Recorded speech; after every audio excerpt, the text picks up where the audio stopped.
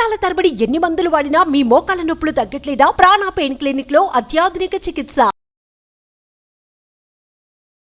నమస్తే శశికాంత్ గారు. నమస్తే ఉషా గారు. బెంగళూరు ఇన్సిడెంట్కి సంబంధించి మహాలక్ష్మి గురించి ఒక న్యూస్ మనం వింటూ ఉన్నాము. ఒక వీడని మిస్టరీలా తయారైందనే చెప్పొచ్చు. అవునండి. దీనికి సంబంధించిన పూర్తి సమాచారం ఏంటి? ఆవిడ్ని చంపడం కూడా అతి కిరాతకంగా చంపారన్న వార్త మనం వింటూ ఉన్నాము. దీనికి సంబంధించిన పూర్తి దర్యాప్తు ఏంటి సార్? మహాలక్ష్మిది మనము తీసుకుంటే ఎపిసోడ్ తనని ఒక 50 నుంచి 80 ముక్కల వరకు నరికి ఫ్రిడ్జ్లో పెట్టి దాదాపు 15-18 రోజుల వరకు అసలు ఆమెను చంపినట్టు కూడా వాళ్ళ అక్కకి కానీ వాళ్ళ అమ్మకి కానీ తెలియని విషయం అది. ఓకే, బెంగళూరులో అయితే తనని చంపేస్తాం జరిగిపోయింది. పోలీసులు ఎవరెవరినో వాళ్ళ హస్బెండ్ని అరెస్ట్ చేశారు, తర్వాత ఇంకోటిని అరెస్ట్ చేశాడు, అంతా అయిపోయింది.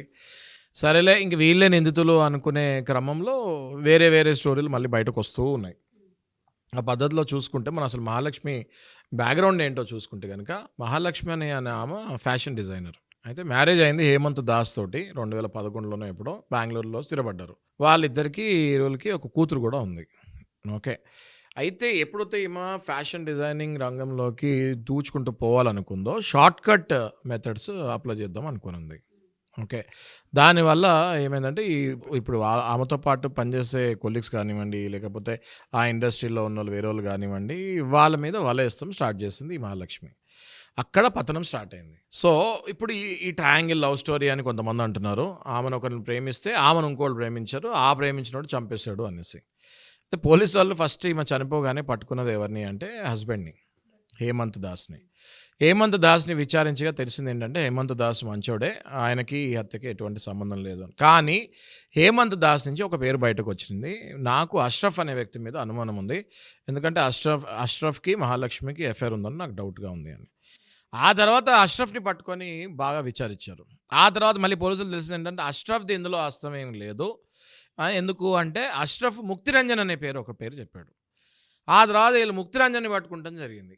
ముక్తిరంజన్ని పట్టుకొని విచారించిన తర్వాత చూస్తే ఏంటంటే ముక్తిరంజన్కి కూడా హత్యకి ఎటువంటి సంబంధం లేదని తెలిసింది. మరి ఎవరు అసలు నిందితులు ఎవరు అన్నది ఎతుకుతూ గాలిస్తూ ఉంటే ఎంక్వైరీ చేస్తూ ఉంటే స్లోగా పేరు వచ్చింది. రాయ్ అనేసి ఒక పేరు బయటకు వచ్చింది. అయితే ఇందులో మీరు ఆలోచించండి ఉషా గారు, ఒక్క అమ్మాయి she had about 3 to 4 affairs. చనిపోయిన అమ్మాయి మనం మాట్లాడకూడదు, కానీ సబ్జెక్ట్ కాబట్టి we have to discuss everything. Okay, so 3 to 4 boy friends ఉండగా అక్కడే అసూయ, ద్వేషము ఇట్లాంటివన్నీ కూడా బయటకు వస్తుంది జరిగింది. ఈ రాయ్ అనే వ్యక్తి ఎవరైతే ఉన్నాడో ఈ ఆ అమ్మాయిని ప్రపోజ్ చేయకుండా ప్రేమిస్తాం మొదలుపెట్టాడు. కానీ ఈ రాయ్కి ఈమె అఫైర్స్ అన్నీ తెలిసాయి. ఎప్పుడైతే ఈ రాయ్కి ఈమెతో ఎవరెవరితో అఫైర్స్ ఉన్నాయో అన్నీ తెలిసాయో, ఈ రాయ్ అనేవాడికి సైకలాజికల్ డిజార్డర్ కూడా ఉంది. ఓకే, ఆయన ఒక మానసిక రోగి. సో ఓవర్ పొసెసివ్నెస్ అయిపోయి ఈ మహాలక్ష్మి అనే అమ్మాయి నా తప్ప ఇంకెవరితో తిరగకూడదు అన్న ఉద్దేశంలో ఓవర్ పొసెసివ్నెస్ అయిపోయి ఈ మహాలక్ష్మిని చంపుతానికి పూనుకున్నాడు. అయితే ఒకరోజు ఇంటికి పిలిచి దగ్గర 50 నుంచి 80 ముక్కలు నరికి ఫ్రిడ్జ్లో కుక్కుతం జరిగింది. ఫ్రిడ్జ్లో కుక్కేసిన తర్వాత ఆల్మోస్ట్ 18 days వరకు అసలు చనిపోయిన విషయం కూడా తెలియదు. Almost 18 days. ఆ తర్వాత ఆ స్మెల్ వస్తాం వల్ల ఓనరో లేకపోతే పక్కింటోలో ఎవరో పోలీసు వాళ్ళకి చెప్తే ఐడెంటిఫై అయ్యి బాడీని రికవర్ చేస్తాం జరిగింది. అయితే ఇక్కడితో అది కథ సమాప్తమైందా అంటే కాలేదు.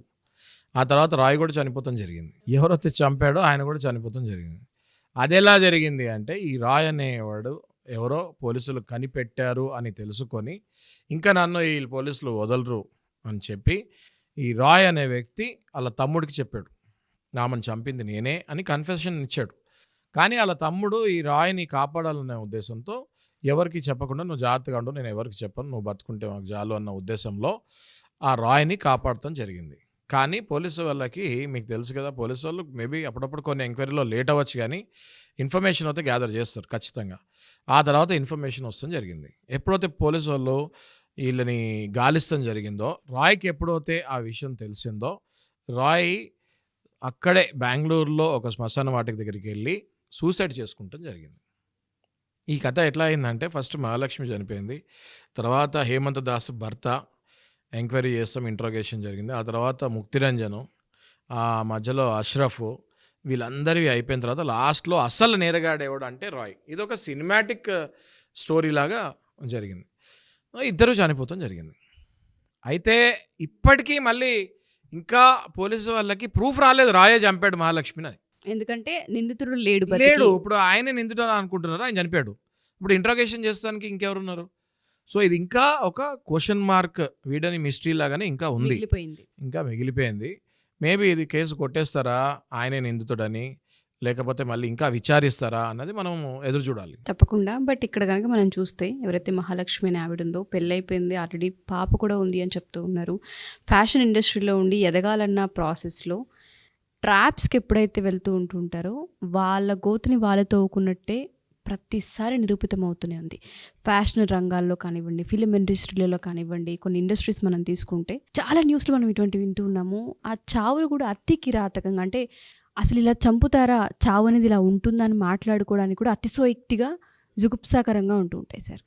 ఏం చెప్పొచ్చు అంటారు ఆడపిల్లలకి? అంటే ఎక్కడ ఆగాలి, ఎక్కడ పులి స్టాప్ పెట్టాలి, అంటే ఎక్కడ బతుకుతున్నాం మనం ఒక ఫ్యామిలీని? ఇవాళ ఆడపిల్లని తల్లి లేని పిల్లలా చేసేసింది, అండ్ ప్రపంచం అంతా మాట్లాడుకునేలా వెలితి చూపించేలా ఆ కూతురు మిగిలిపోవాల్సిన అవసరం వచ్చింది. ఏం చెప్పొచ్చు అమ్మాయిలకి మీ సైడ్ నుంచి? ఉషా గారు, మనము రీసెంట్ అఫైర్స్ కనుక తీసుకుంటే కంటిన్యూస్గా మన నార్సింగి పోలీస్ స్టేషన్లో ఈ 376 కేసులు, రేప్ కేసులు, ప్లస్ కలకత్తా తీసుకుంటే అదొక డిఫరెంట్ ట్రాజడీ. కలకత్తా తీసుకుంటే అండి, అది ఒరిజినల్ రేప్ కేసు, చాలా బాధపడుతుంది, కంట్రీ మొత్తం బాధపడుతుంది. ఇంకా రోజు మనం సుమన్ టీవీలో మీరు అప్డేట్స్ ఇస్తూనే ఉన్నారు. అయితే ఇంకా అది ఒక కొనికి రాలేదు. అయితే అది దాన్ని మనము 100% రేప్ కేసు అని భావించవచ్చు.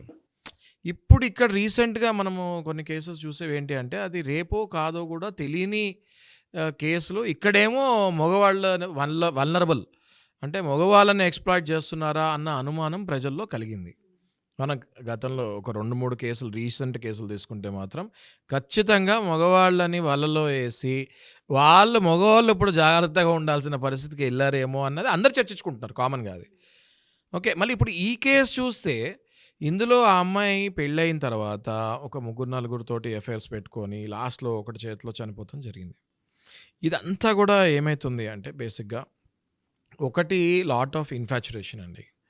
ఒకళ్ళతో పెళ్ళైన తర్వాత ఇంకా ఇష్టం ఉన్నా లేకపోయినా కాపురం చేయాలని ఎవరు అనట్లేదు. ఇష్టం లేకపోతే మీరు చట్ట ప్రకారంగా డైవర్స్ తీసుకోండి. ఇంతకుముందు పాత రోజుల్లో అది ఇష్టం ఉన్నా లేకపోయినా, అమ్మ మీ పెళ్ళయింది, మీరు ఆయనతోనే కాపురం చేయాలి. ఇప్పుడు ఈ రోజుల్లో అలా కాదు కదా.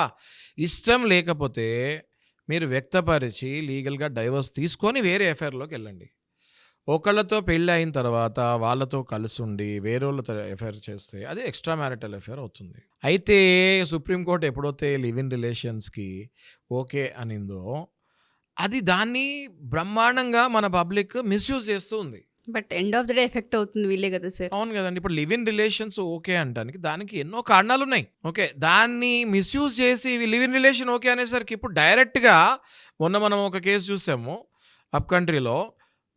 హస్బెండ్ ఉన్నాడు, ఈమె ఎఫ్ఐఆర్ పెట్టుకుంది, మీడియా వాళ్ళు వెళ్ళి అడిగితే అవును నేను అడల్టరీలో ఉన్నానని డైరెక్ట్గా చెప్పేసిందమ్మా.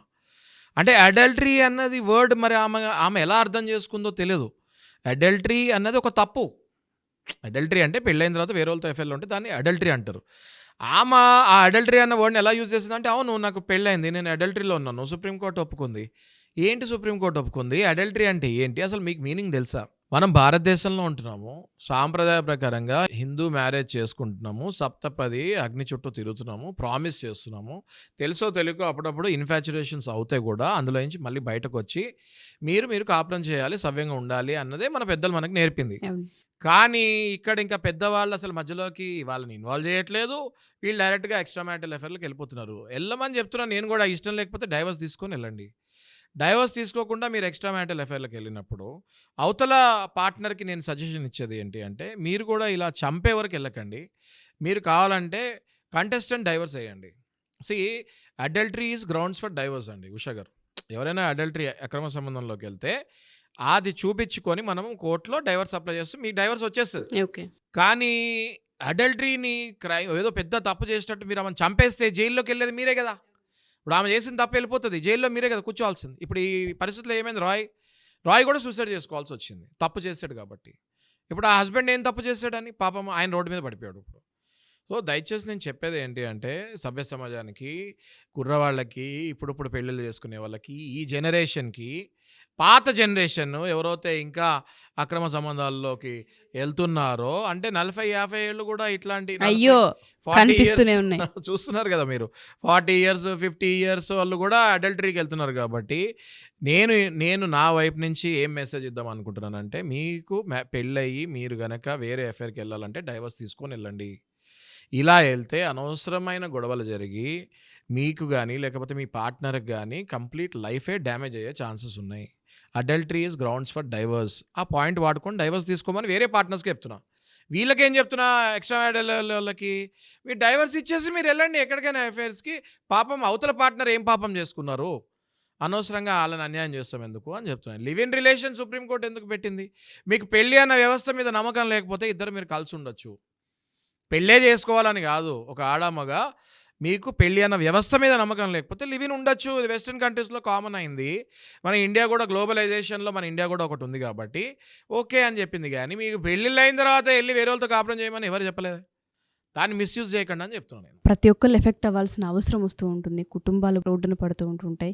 ఇదే పెద్ద గుణపాఠం వాళ్ళకి. ఇవి స్టోరీయే పెద్ద గుణపాఠం.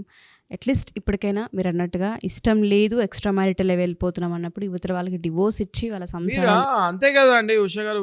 When you're not satisfied with your partner 1-2 సార్లు వాళ్ళకి చెప్పండి. లేదు అంటే తర్వాత వాళ్ళకి డైవర్స్ ఇవ్వండి. తర్వాత మీరు అఫైర్లోకి ఎవరితోనే తిరగండి.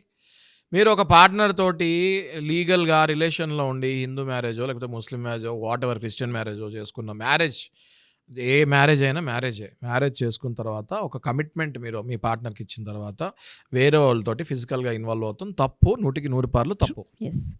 థ్యాంక్ యూ శశికాంత్ గారు. Thank you so much. Thank you.